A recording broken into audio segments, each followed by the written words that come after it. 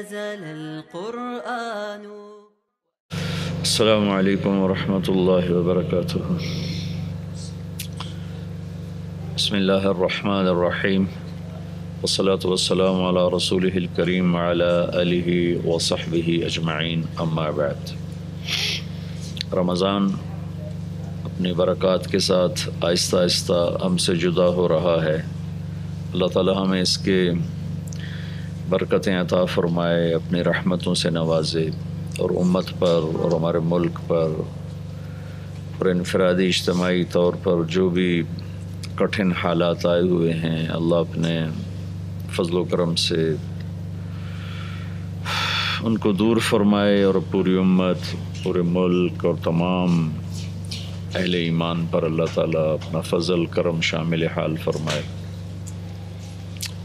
رمضان میں روزے کے ساتھ زکوٰۃ جڑ گئی ہے. ویسے اس کے ساتھ اس کا جوڑ شریعت نے تو نہیں رکھا، لیکن عام طور پر بہت زمانہ سے زکوٰۃ کے نکالنے کا اہتمام رمضان میں ہوتا ہے، اور رمضان کا مہینہ ہی اس کے لیے منتخب ہو گیا ہے. شریعت کی طرف سے منتخب نہیں ہے، لیکن اتنی بات ضرور ہے کہ زکوٰۃ کا اہتمام چاند کے مہینوں سے کیا جائے، دسمبر جنوری کے لحاظ سے نہ کیا جائے، چونکہ چاند کا سال وہ ہمارا 10 دن چھوٹا ہے، تو 33 سال کے بعد 1 سال کی زکوٰۃ اس میں سے اسکپ ہو جاتی ہے.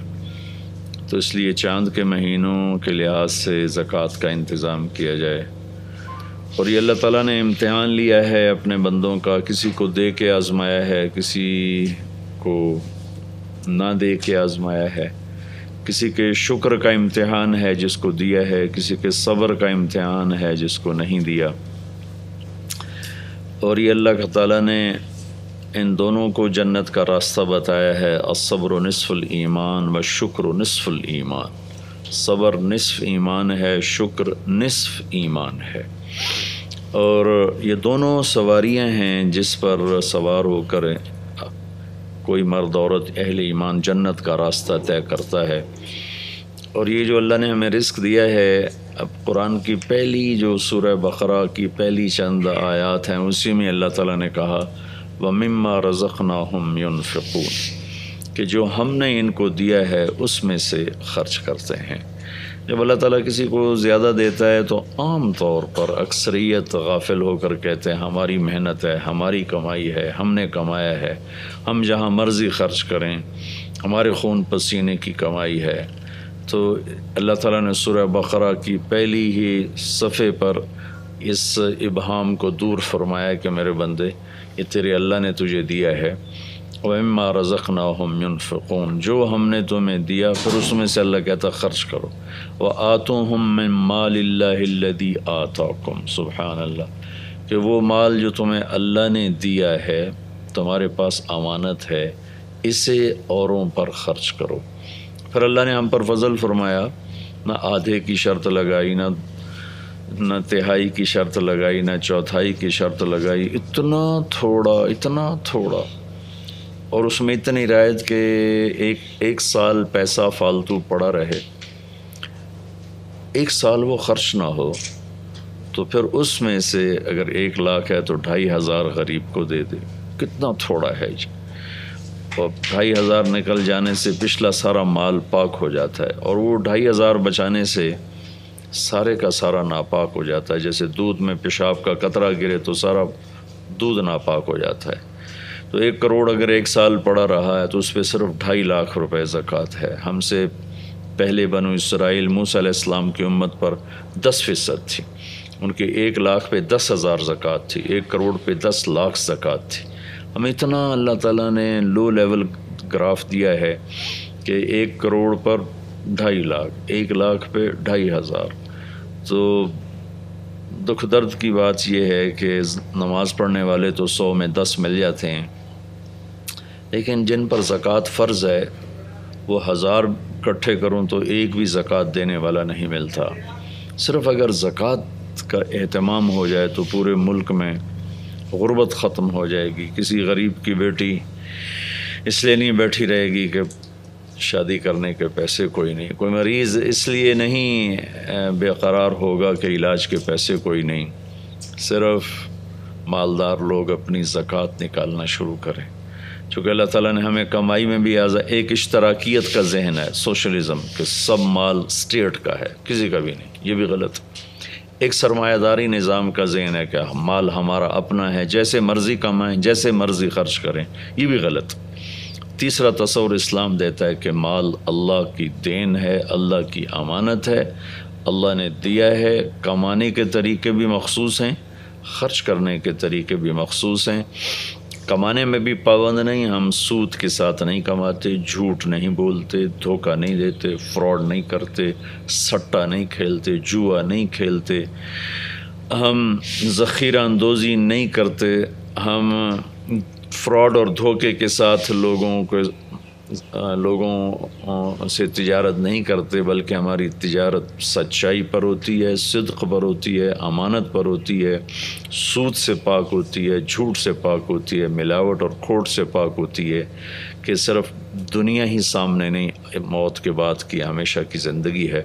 اور اللہ تعالیٰ کے نبی کا فرمان ہے، سچا تاجر نبیوں کے ساتھ اٹھایا جائے گا، کہ امتحان بہت بڑا ہے۔ لیکن رونے دھونے کی بات ہے کہ سارا بازار سچ بھی بھول گیا ہے، دیانت بھی بھول گیا ہے، صداقت بھی بھول گیا ہے، جھوٹ بھی ہے، سود بھی ہے، دھوکہ بھی ہے۔ پھر آگے جب کمائیوں کا خرچ کا وقت آتا ہے تو خرچ میں اندھا دھند خرچ ہے، اندھا خرچ ہے۔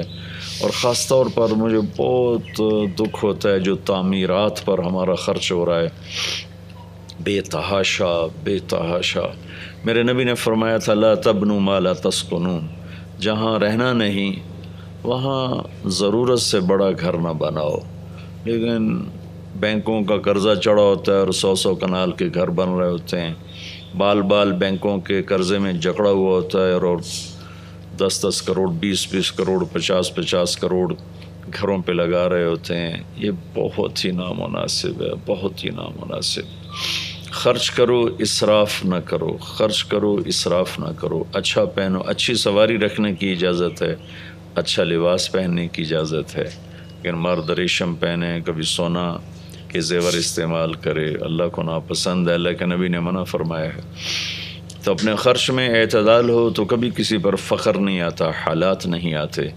تو ہم اپنی کمائیوں میں بھی پابند ہیں، خرچ میں بھی پابند ہیں، تو اس میں ایک مد اللہ نے رکھی ہے غریب کی، بھائی ادا کرو۔ ذمہ داروں کے لیے اللہ نے رکھا ہے عشر، جو پیداوار ہوئی ہے اس کا 20واں حصہ، اگر وہ بارش پر ہے تو اس کا 10واں حصہ، 100 من پہ 10 من، اور اگر وہ نہر کا ٹیوب کا پانی ہے تو 100 من پہ 5 من غریب کو۔ تو 100 من گندوں میں سے 5 من کسی کو چلی جائے، 100 من میں سے کوئی کمی نہیں واقع ہوتی، لیکن سارا رزق پاک ہو جاتا ہے۔ تو میں خود ذمہ دار گھرانے سے تعلق رکھتا ہوں، اور میں بڑے درد سے کہتا ہوں کہ ہمارے پنجاب، سب سے بڑا ذمہ دارہ پنجاب میں ہے، سندھ میں ذمہ دارہ بڑا ہے لیکن اس کی آمدن کوئی نہیں ہے۔ تو سندھ پنجاب میں بڑی ذمہ داری ہے، لیکن ذمہ داروں کو پتہ ہی کوئی نہیں کہ عشر ہوتا کیا ہے۔ وہ یہاں تو 1000 اکٹھے کروں، 10,000 اکٹھے کروں تو شاید 2 4 5 نکل آئیں گے زکوٰۃ دینے والے، لیکن 1 لاکھ ذمہ دار اکٹھے کروں تو ایک بھی عشر دینے والا ان میں نہیں بنتا۔ انہیں پتہ ہی کوئی نہیں کہ اللہ نے ہمارے مال پر حق رکھا ہے۔ وہ سیاست پہ لگانے کو تیار ہیں اور فضولیات پہ لگانے کو تیار ہیں، لیکن غریب آ جائے تو ماتھے پہ بل پڑ جاتا ہے۔ یہی عام مالداروں کا حال ہے۔ اللہ کو سخی سے پیار ہے، بخیل سے نفرت۔ سخی سے شیطان ہر وقت ڈرتا ہے، اور بخیل سے شیطان ہر وقت بے خوف ہوتا ہے۔ شیطان کہتا ہے کہ یہ جو سخی ہے نا، یہ نافرمان بھی ہے تو مجھے ڈر لگتا ہے کہ اس کی سخاوت کبھی سے بخشوا جائے۔ یہ جو بخیل ہے، یہ رات کا تہجد گزار اور دن کا روزے دار بھی ہے، تو میں بے خوف ہوں کہ اس کا بخل ایک نہ ایک دن ضرور اسے جہنم کے گڑھے میں دھکا دے گا۔ تو یہ مہینہ ہے، اس میں خرچ کیا جائے، اور پھر خرچ کا مصرف سب سے پہلے اپنے غریب رشتہ دار ہیں، اپنے غریب رشتہ داروں کو دیا جائے، اپنے پڑوسی غریبوں کو دیا جائے جو ہمارے پاس نوکر کام کرتے ہیں، تھوڑی تھوڑی تنخواہیں ہیں۔ میرے ایک دوست تھے ایس ایس پی، جب یہ ایس ایس پی کہلاتے تھے ڈی پی او، وہ مجھ سے دیانتدار تھے، وہ مجھ سے کہنے لگے مولانا 15 دن کے بعد تو میں زکوٰۃ کا مستحق ہوتا ہوں، ویسے میں پورے ضلع کا مالک ہوں، لیکن 15 دن کے بعد میری جیب میں ایک پیسہ نہیں ہوتا کہ جس میں گھر کا چولہا جلا سکوں، اتنی تھوڑی تنخواہیں ہوتی ہیں۔ تو ہمارے جو گھروں کے ملازم ہیں، آپ لوگوں کے پاس فیکٹریوں میں ملازم ہیں، کھیت میں ملازم ہیں، ان کو زکوٰۃ دینا، ان کی بچیوں کی شادی کروانا، ان کے دکھ درد میں شریک ہونا، اور پھر ان سے بچے تو اب دوسروں پہ خرچ کرنا۔ ایسے ہی وہ لوگ جو ہاتھ نہیں پھیلاتے اور ہوتے ضرورت مند ہیں، اور انتہائی وہ اپنی عزت نفس کی وجہ سے کسی سے شیئر بھی نہیں کرتے، لیکن ان کے گھروں میں انتہائی تنگی ہوتی ہے، فاقے تک کی نوبت ہوتی ہے، انہیں ڈھونڈ ڈھونڈ کے ان پر خرچ کرنا۔ جوڑنے کا جو مزہ ہے نا وہ بہت تھوڑا ہے، اور خرچ کرنے کا جو مزہ ہے، اللہ کی قسم اسے ساری دنیا کے خزانے جمع کرنے والے انہیں پتہ ہی کوئی نہیں ہے کہ اللہ کے نام پہ خرچ کرنے کی لذت کیا ہے، مزہ کیا ہے، ذائقہ کیا ہے۔ سکندر خوش نہیں ہے لوٹ کر دولت زمانے کی، لٹا کر مال ہاتھوں سے قلندر رقص کرتے ہیں۔ تو اللہ کا دیا ہے، اللہ کے نام پہ خرچ کریں گے تو اللہ آپ کو واپسی بھی کرے گا، اور جنت الفردوس صرف سخیوں کے لیے ہے۔ اللہ نے جنت الفردوس کو بنا کر کہا تھا مجھے میری عزت کی قسم تیرے اندر بخیل کبھی نہیں جا سکتا۔ اللہ تعالیٰ عمل کی توفیق بخشے۔